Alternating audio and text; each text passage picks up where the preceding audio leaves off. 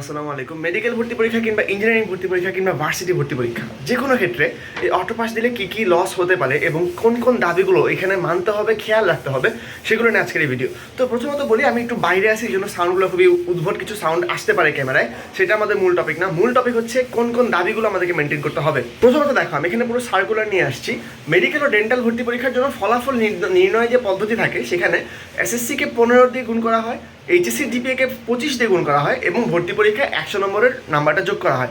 এই ক্ষেত্রে দেখো, যারা এসএসসিতে খারাপ করেছে তাদেরকে যদি এসএসসির ভিত্তিতে এইচএসসিতেও খারাপ দিয়ে দেওয়া হয়, তাহলে কিন্তু তারা একটা বড় বিপদে পড়বে, কারণ তাদের অলরেডি একবার মার্কস কম। মেডিকেলে কিন্তু একটা মার্কই অনেক বেশি ম্যাটার করে। সেক্ষেত্রে তুমি যদি একবার এসএসসি মার্কসটার কারণে আবার এইচএসসিতেও কমাই দাও, যেখানে এইচএসসিকে 25 দিয়ে গুণ দেওয়া হচ্ছে, তাহলে কিন্তু জিনিসটা হিউজ লস। তাই এই ক্ষেত্রে দাবিটা হচ্ছে, ঠিক আছে, এসএসসিতে সে খারাপ করছে, তার খারাপ মার্কসটা তুমি 15 দিয়ে গুণ দেন, সমস্যা নেই। এইচএসসি জিপিএটা যেন অ্যাটলিস্ট জিপিএ 5 দেওয়া হয়, কারণ ভাই অনেকে এমন হইতেই পারে এসএসসির পর অনেক কষ্ট করে পড়ছে একটা মার্কের জন্য, যেন মেডিকেলে ভর্তি পরীক্ষা দেওয়ার সময় যখন গুণ হবে 25 দিয়ে, তখন যেন সে ফুল মার্কসটা পায়। কিন্তু এখন যদি এসএসসির জন্য তাকে আবার খারাপ করতে হয়, সেটা আসলে অনেকটুকু কষ্টকর। তাদের এই দাবিটার সামারি হচ্ছে, এসএসসিতে যে খারাপ করছে তাকে তুমি 15 দিয়ে গুণ দিয়ে দাও, সমস্যা নাই, তবে আমাদেরকে এইচএসসিতে জিপিএ 5 দেওয়া হোক, এবং সেটা দিয়ে মানে এইচএসসিতে অ্যাটলিস্ট অ্যাডমিশনের ক্ষেত্রে সাবজেক্ট টপিক করে যদি জিপিএ 5 নাও আসে, মেডিকেলের জন্য যেন অ্যাটলিস্ট জিপিএ 5 ধরে 25 দিয়ে গুণ দেওয়া হয়, কারণ স্যার পরীক্ষাটা দিতে পারে নাই, এমনও হইতে পারে সে কষ্ট করে পরীক্ষা দিয়ে A+ পাইছে। সো এটলিস্ট এই জায়গাটা কনসিডার করা প্রয়োজন মেডিকেল এক্সামিনদের জন্য, যারা অনেক কষ্ট করছে। এখন গিয়ে দেখবে যে এসএসসির কারণে তাদের রেজাল্টটা আসলো না, এবং 1-2 মার্কের জন্য কিন্তু স্বপ্নের মেডিকেল ছুটে যায়, সরকারি মেডিকেলও ছুটে যায়। সো এই জিনিসটা দেখাটা অনেক বেশি জরুরি। এখন আমরা আসি আমাদের ইঞ্জিনিয়ারিং ভর্তি পরীক্ষায়। তো আমি সাউন্ডের জন্য দুঃখিত, যা বাইরে সাউন্ড আসতেছে। ইঞ্জিনিয়ারিং ভর্তি পরীক্ষায় আসলে দেখো, আমাদের 2 ধাপে বাছাই করা হয়। ফার্স্ট ধাপে আমাদের এখানে বাছাইকৃত 1 থেকে 18,000তম পর্যন্ত সকল আবেদনকারী প্রাক নির্বাচনী পরীক্ষায় অংশগ্রহণ করতে পারে। এখন এখানে একটা বিষয় আছে, দেখো, তুমি আগে যেরকম 1 থেকে 18,000তম তুমি বাছাই করতে পারতা মার্কসের ভিত্তিতে, রেজাল্টের ভিত্তিতে, কিন্তু এখন রেজাল্টটা আসলে কোথায়? এখন তো সে অফিসিয়াল রেজাল্টটা নাই যে আসলে কে যোগ্য, ওই রকম রেজাল্ট তো এখনও বের হচ্ছে না। হ্যাঁ, তারা অটো পাস সাবজেক্ট ম্যাপিং করতেছে, যে যারা ভালো করছে তারা এখানে ভালো করতেছে, তবে অফিসিয়াল রেজাল্টটা কিন্তু একদম অ্যাকুরেটলি আসতেছে না, তাই না? এটা তো স্বাভাবিক, কারণ যে এখন কষ্ট করে পড়ছে, ঠিক আছে, এসএসসিতে খারাপ করছে, এইচএসসিতে ভালো করে আমি বুয়েটে অ্যাডমিশন দিব, সে কিন্তু তখন অ্যাডমিশন দিতে পারবে না। তাই এই জিনিসটা যেন অ্যাটলিস্ট দেখা হয়, একটু কষ্ট করে, এইবার যদি স্পেশাল মেথডের মাধ্যমে হলেও একবার কষ্ট করে সবাই যেন বুয়েটের ইঞ্জিনিয়ারিং অ্যাডমিশন টেস্ট, যেটা সবাই দিতে চায়, সেটা যেন দিতে পারে। কারণ দেখো, এইচএসসিতে তুমি এসএসসির কারণে খারাপ জিপিএ পেয়ে গেলা, অথচ তুমি সারা বছর কষ্ট করলা, টিচারের কাছে গেলা, বিভিন্ন কোচিং করলা, অনেক কিছু শিখলা, এসে দেখলা তুমি পরীক্ষায় দিতে পারলা না, বুয়েটে অ্যাডমিশন টেস্টে তোমার জন্য জায়গায় হলো না। কেন?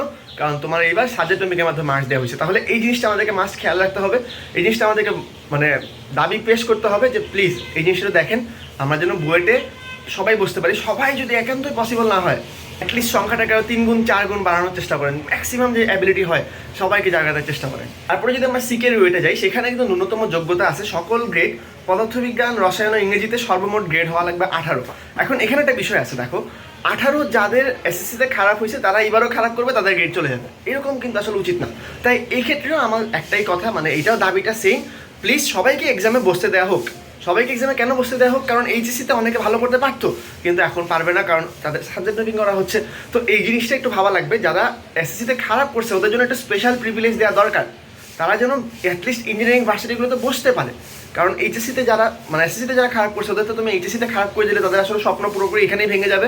এটা একটা অনেক বড় ধাক্কা ভাই, সারা বছর কষ্ট করা, কোচিং করা, অনেক টাকা খরচ করে এত কিছু করা, কষ্ট করা, পরিশ্রম করা, তারপরে এসে দেখা যে আমি ইঞ্জিনিয়ারিংয়ে বসতেই পারলাম না, সেটা আসলে অনেক কষ্টের।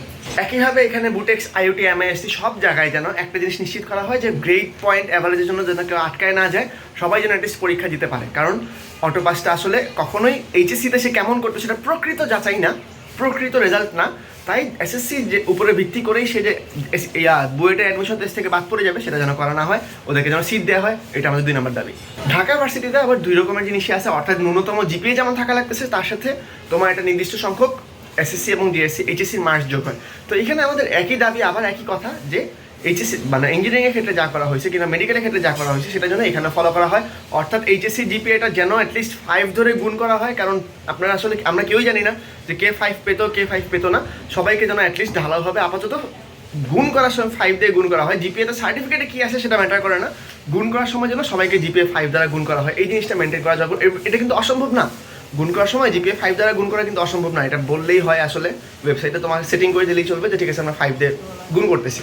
জিপিএ 5 ধরে গুণ করতেছি, কারণ এখানে তুমি ঢাকা বিশ্ববিদ্যালয় বলো, জাহাঙ্গীরনগর বিশ্ববিদ্যালয়, রাজশাহী বিশ্ববিদ্যালয়, সব ক্ষেত্রে কিন্তু এখানে ইম্পর্টেন্ট জিনিস। রাজশাহী বিশ্ববিদ্যালয় হচ্ছে যোগ করে না, এসএসসি এইচএসসি যোগ করতেছে না, কিন্তু ওরা জিপিএ কাউন্ট করতেছে যে ন্যূনতম জিপিএ 8 থাকা লাগবে।